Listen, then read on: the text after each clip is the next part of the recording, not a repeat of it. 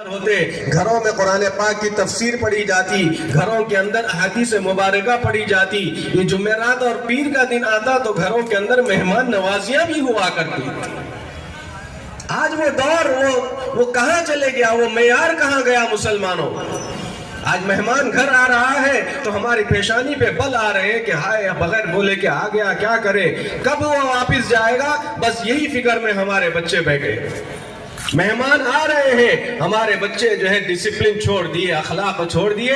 بچے مہمان سے بات کرنا، ان کی تعظیم کرنا، ادب کرنا تو دور کی بات ہے، بچہ ہمارا موبائل لے کے کونے میں بیٹھ جاتا ہے۔ باپ آوازیں دے دے کے پریشان ہوتا ہے کہ کم سے کم یہ دے دے، یہ لا لے، یہ کر دے۔